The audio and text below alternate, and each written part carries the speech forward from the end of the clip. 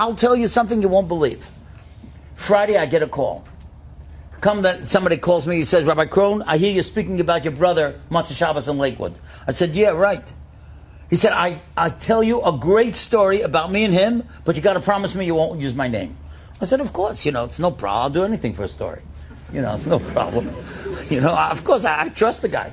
Why not? I'm not going to embarrass him.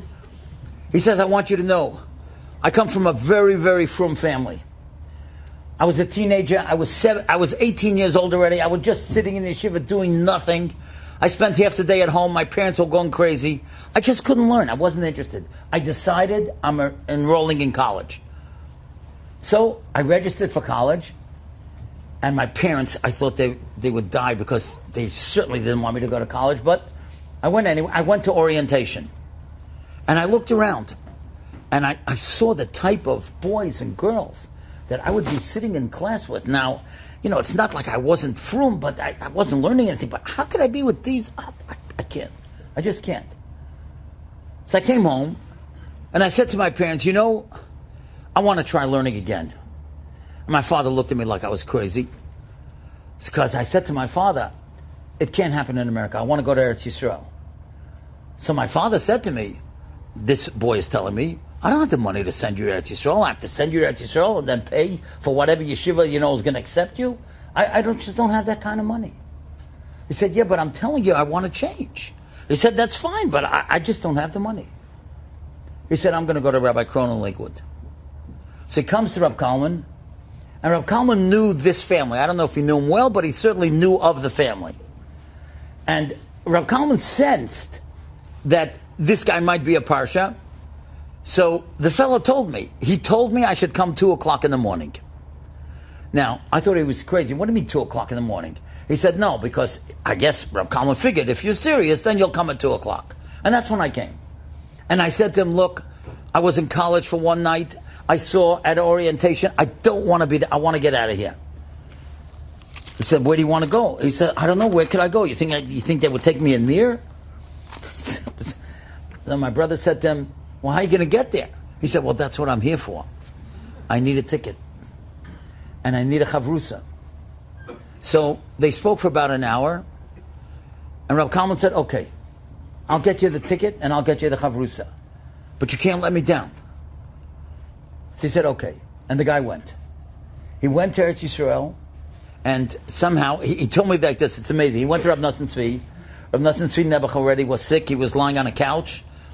And Rab Nosson Tzvi told him, he asked him to say a Dvar Torah. He said something on Masechta Brachos, but Rab Nosson Tzvi saw right away that this is, that he needs special tipul. So Rab Nosson Tzvi said, I'll accept you on 2 conditions. One, you got to learn the blot. And he said that was so genius because he knew in a second that I can't learn Iyun. I'm not going to be on Shnai Moichsen for 2.5 weeks. I can't.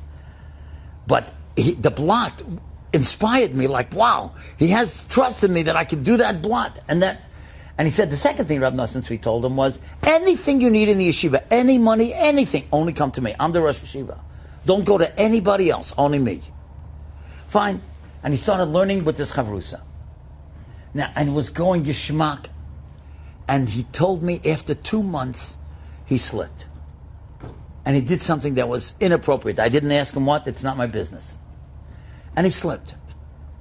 And he said he heard that Kalman found out about it. And he was so nervous that Kalman was going to call him. And because he invested, so much money, I'd given him some. And sure enough, Kalman called him. He picks up the phone. He says, Rabbi Krohn, he couldn't even get the words out of his mouth that I'm sorry. And my brother said to him, do you know how to become a millionaire? He said, I don't know what you mean, Rabbi Krohn. He said, no, how do you become a millionaire? Do you know anything about business?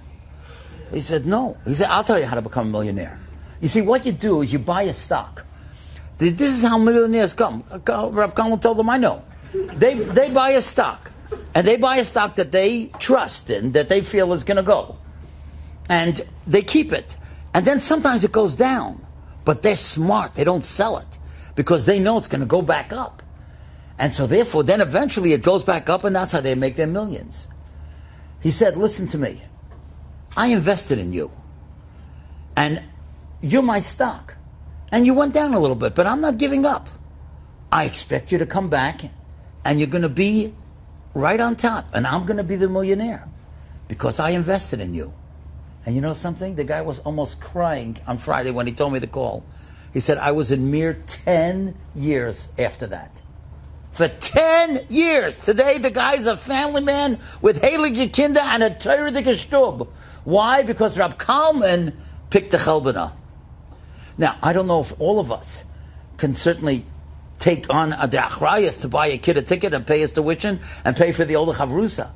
But every one of us can say Shalom Aleichem to that kid who's got a haircut from Gehenna. And feel bad for him. Because you know something? I've learned from some of these kids, you know what they're doing when they wear that haircut and they come into a shul, a frum shul with the Nachman yarmulke? They're crying. Look at me. Care for me. I'm a Yid. I'm your brother. You think I want to be like this? Show me you care. And that's what Rav Kalman did. And that's what we're here for tonight. To learn that we also have to pick up the Chelbena. That you can't just look away from these kids. And sometimes it's very, very painful. And of course it's painful when it's your nephew. Or it's a kid down the block. Or it's somebody that you love, the family, and then they have a boy or a girl like that. But be that person that picks out the Chelbena. That's exactly what Rab Kalman did.